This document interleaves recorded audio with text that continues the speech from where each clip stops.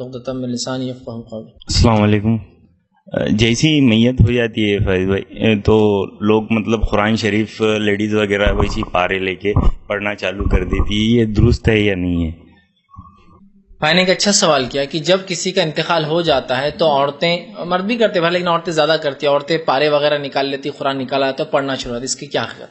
دیکھیے، جب انسان مر رہا ہے تو اس کی تلقین کے لیے کہ اس کے زبان پر اللہ کا کلام آئے، اگر کوئی اس کے بازو بیٹھ کر قرآن پڑھے تو اس کی تو اجازت ہے کہ وہ زندہ ہے، سن رہا ہے، اور آپ کے قرآن پڑھنے سے اس کے زبان پہ شاید وہ کلمات جاری ہو جائے، یہ تو ہو سکتا ہے. لیکن مرنے کے بعد بھائی کا سوال ہے کیا قرآن کو پڑھنا اور اس کو بخشا جاتا ہے، کیا درست ہے؟ تو یاد رکھیے، اسلام میں کچھ ایسی بدنی عبادتیں ہیں، فزیکل عبادتیں ہیں جو ٹرانسفریبل ہے، جو دوسروں کو منتقل ہو سکتی ہے. وہ کون کون سی بتا دیتا ہوں، اس کے علاوہ نہیں ہوتی. اگر کسی شخص کا حج یا عمرہ نہیں ہوا جس کی نیت تھی، آپ کر سکتے ہیں، یہ بدنی عبادت ہے لیکن ٹرانسفریبل ہے، اس کا ثواب اس کو ملتا ہے، کر رہے آپ ہیں. اسی طرح اگر کسی انسان کے نظر کے روزے ہیں، منت کے روزے ہیں جو باقی ہے اور وہ مر گیا ہے تو اس کے وارث وہ منت کے روزے رکھ سکتے ہیں، یہ اس کا ثواب اس کو ملے گا، یہ ٹرانسفریبل ہے. اسی طرح جو ہے کسی انسان کی نیت ہو کہیں کچھ خرچ کرنے کی، یا کوئی اس نے وعدہ کیا ہو کہ اس کو یہ دوں گا اس کو وہ دیں گا، وہ وعدے کو بھی پورا کرنا جائز ہے، اس کا ثواب بھی انشاءاللہ عزیز میت کو مل جاتا ہے. یہ ٹرانسفریبل عبادتیں ہیں. اس کے علاوہ عبادتیں ٹرانسفر نہیں ہوتی، ایسا لوگوں نے آج کل کر دیا. کیا کیا ٹرانسفر کرتے ہیں؟ قرآن ٹرانسفر کرتے ہیں، ذکر و اذکار ٹرانسفر کرتے ہیں نا، ایصال کرتے ہیں، قرآن کا ایصال، ذکر و اذکار کا ایصال، کلمہ طیبہ کا ایصال. 1,00,000 کا کلمہ طیبہ کا سیٹ بنا کے رکھتے ہیں، 1,00,000 کے کہیں، اور کسی کا انتقال ہوا تو اس کو ایصال کرتے ہیں، 1,00,000 کا ان کو، 1,00,000 کا ان کو، 1,00,000 کا ان کو، مطلب اتنے اسٹاک میں رکھتے اٹھا کے نہیں کیا کہ وہ ٹرانسفر کر دیتے اٹھا کے، ہے نا. تو وہ یہ سب نہیں ہوتا. قرآن ایک ایسی عبادت ہے جس کو اس میت کو اپنے زندگی میں کرنا ہوگا، مرنے کے بعد کسی کے پڑھنے سے اس کو نہیں ملتا، نماز بھی نہیں ملتی اور قرآن نہیں ملتا. کیا ملیں گا؟ اس کے بدلے کے روزے مل سکتے ہیں، اس کے بدلے کا حج اور عمرہ ہو سکتا ہے، اس کے بدلے کے وعدے ہو سکتے ہیں، لیکن دوسری عبادتیں ٹرانسفریبل نہیں ہے. تو لہٰذا قرآن کا ایصال ثواب نہیں ہوتا، یاد رکھیے.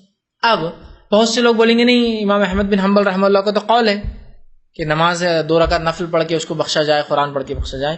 امام احمد بن حنبل رحمہ اللہ کا قیاس اسی حدیث پر تھا کہ جیسا حج اور عمرہ ہوتا ہے لہٰذا قرآن اور نمازیں ملتی ہوں گی. لیکن اہل سنت والجماعت اور دیگر کا عقیدہ اور یہ مسلک یہ تھا کہ جن چیزوں کے بارے میں خاص بتایا گیا وہی ہوں گی. اگر سب ہوتی تو رسول اللہ بیان کر دیتے تھے کہ تم حج بھی کرو، جیسا کوئی آیا کہ اللہ کے رسول میرے والد کا حج باقی تھا، ان کی نیت تھی، میں کروں کیا؟ تو آپ نے کہا کرو. تو آپ یہی بتا دیں حج بھی کر لے، عمرہ بھی کر لے، نماز بھی پڑھ لے، روزہ بھی رکھ لے، سب کچھ کر لے، اس لیے کہ مل جاتا ہے ثواب. آپ نے صرف کہا ٹھیک ہے کر لے. تو بدنی عبادتیں صرف جو بتائی گئی شریعت میں وہی ملتی ہے، ٹرانسفر ہوتی ہیں، باقی نہیں ملتی. تو لہٰذا قرآن کے تعلق سے کوئی دلیل رسول اللہ صلی اللہ علیہ وسلم سے، اس کے بعد صحابہ سے، تابعین، تبع تابعین اور سلف صالحین سے نہیں ملتے. یہ ٹرانسفر ہوتا ہے. اور آج کل جس طریقے سے کیا جا رہا ہے وہ تو ایک عجیب و غریب نمونہ ہے، جو اس کے اگر سمجھ لیجیے ملتا بھی ہے، اگر اس for the sake of argument بولتے ہیں نا، بحث کے لیے مان لیا جائے ملتا ہے، چلو تو کس کا ملنا چاہیے؟ وارثوں کا یا غیر وارثوں کا؟ مجھے بتائیے. وارثوں کا نا. تو وارث تو سب وہ کرے ہوئے 50 بچے مدرسے کے آ جاؤ پڑھ لو، 25 مولانا آ رہے پڑھ کے چل جا رہے، پورے محلے میں قرآن بانٹ رہے پڑھ رہے، سب سوچتے ہیں تم خود نے اپنے میت کو پہنچا رہے، ہم کو پہنچانے لگا رہے. وارث خود کچھ نہیں کر رہے ہیں، غم میں ہیں، وہ تو کیا ہے، وہ چنے بانٹنے میں لگے ہیں اور کیا کیا کرنے میں لگے ہیں، کھجور بانٹنے میں لگے ہیں نا، اور بوندی بانٹنے میں لگے، ان کا الگ ہے. تم پڑھو قرآن، سب کے گھر میں بھیج دے، 50-30 گھر میں 30 پارے بولے، 30 پارے تم پڑھو. اور واجب ہے، نہیں پڑھے تو کتنے گندے لوگ ہیں، دیکھو کتنے برے لوگ ہیں، ہمارے میت کو ثواب نہیں پہنچانا. تو خود نہیں پہنچائے ثواب اور ہم پہنچائے اس کو ثواب، خود تو گھوم رہا پھر رہا ہے تو، اور ہم کو پہنچانے لگا رہا.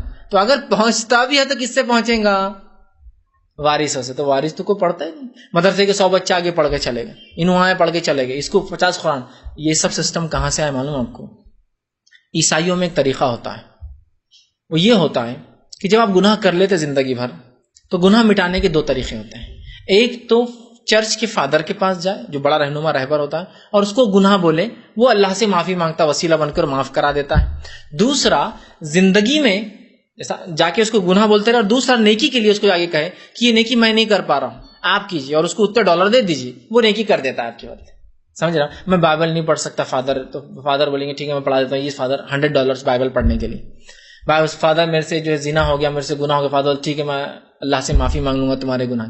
تو جو گناہ ہوتے ہیں ان کی معافی کے لیے بھی ان کیا جاتے ہیں، اور جو نیکی چھوٹ جاتی ہے وہ بھی کرتے ہیں. مسلمانوں میں بھی ایسے کانٹریکٹس لے لی کچھ لوگوں نے آپ مر گئے، وہ آپ کے بدلے 100 قرآن پڑھ کے بھیج دیتے ہیں، ٹرانسفر کر دیتے ہیں. زندگی میں تو آپ کو 100 بار قرآن لفظ پڑھنا بھی نہیں ہوا، قرآن قرآن بول کر، وہ برابر آپ کو 100 قرآن پڑھ کر ایصال کر رہے ہیں، ٹرانسفر کر رہے ہیں. اکاؤنٹ بند ہونے کے بعد اکاؤنٹ میں ڈالنے کی کوشش کی جا رہی ہے نا. حدیث میں کیا ہے، آپ صلی اللہ علیہ وسلم سے ایک شخص آیا اور کہا میرے والد کو مرنے کے بعد میت کو کیا ملتا ہے؟ ابو داؤد کی روایت. آپ نے کہا میت کو 3 چیزوں کے سوا ہے. ہو گیا نا ختم، حدیث میں معاملہ آ گیا نا، 3 کے سوا کچھ نہیں ملتا. صدقۃ جاریہ، صدقہ جاریہ، کوئی اچھا کام کرے گا تھا کنٹینیو کیجیے. ایسا علم جس سے انسانیت فائدہ اٹھائے، اور کا اولد صالح یدعو لہ، اور نیک اولاد جو مرنے کے بعد دعا کرے. اس کے علاوہ نہیں ملتا، بول دیا نا حدیث میں. اب آپ کون ہوتے نیا ڈالنے والے؟ نہیں ہم پہنچاتے. اللہ کے پاس کیا وہ پیچھے کا راستہ بھی ہے کوئی پہنچانے کا؟ ٹیبل کے نیچے سے، ٹیبل کے اوپر سے، پیچھے سے ہے کیا کوئی طریقہ؟ نہیں پہنچتا ہے، مگر 3 چیزوں کے علاوہ ہے کیا اس میں کوئی قرآن کا لفظ؟ اور بحث چھڑ جاتی سیدھا، قرآن کا ایصال نہیں مانتے آپ لوگ. میرے بھائی ماننے کو تو ہم سب کچھ مانتے ہیں، بس دلیل کے محتاج ہیں. مسئلہ یہ ہے دلیل آ گئی تو بس سر جھکانا ہی کام ہے ہمارا، اور کچھ بھی نہیں اس کے علاوہ. لیکن دلیل نہیں ہے تو پھر ہم نہیں مان سکتے کسی بھی چیز دین کے اندر ہے نا. جیسے دنیا میں دلیل اصول ہے نا ہمارا، ہے کہ نہیں؟ اگر میں آپ سے کہوں کہ آپ کے والد کا اکاؤنٹ میں 50,000 روپے ڈال دوں گا، آپ دے دیجیے، میں کر دیتا ہوں، دے دیجیے آپ بھروسے. آپ دیں گے کیا مجھے 50,000 روپے؟ کیوں نہیں دیں گے؟ کہ بھائی کیا آپ بینک کے آدمی ہیں فیض بھائی جو آپ ڈالیں گے؟ آپ کو ایجنٹ ہے جو آپ یہ کام کرتے ہیں، پھر کیوں دوں میں آپ کو، ہے نا؟ سمپل. تو میں کہہ رہا ہوں آپ ایصال کے لیے کیسا اپوائنٹ کر رہے لوگوں کو، جبکہ شریعت نہیں بول رہی ایسا ایصال ہوتا ہے، ایسا ٹرانسفر ہوتا ہے ثواب. میں کون ہوتا ہوں کرنے والا؟ کسی کا قیاس کیسے کسی کو ثواب پہنچا سکتا ہے؟ نہیں ہوتا. تو لہٰذا یہ بات قرآن کا پہنچانا ثواب رسول اکرم صلی اللہ علیہ وسلم ثابت نہیں.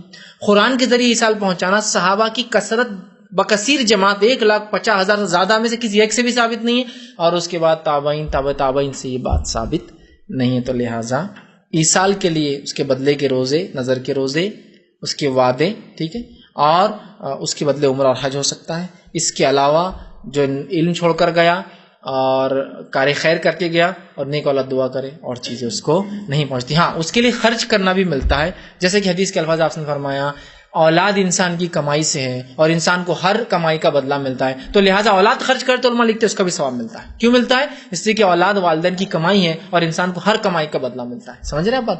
اولاد کرے، اولاد تو چھوڑ دی دوسری کر رہے اس کے لیے، ہے نا. تو بہرحال یہ طریقہ ایصال کا سنت سے ثابت نہیں. لہذا جو ثابت ہے وہ کام کرے، جو ثابت نہیں اس سے بچے، یہ زیادہ بہتر اور اچھا ہے. اس نے کہا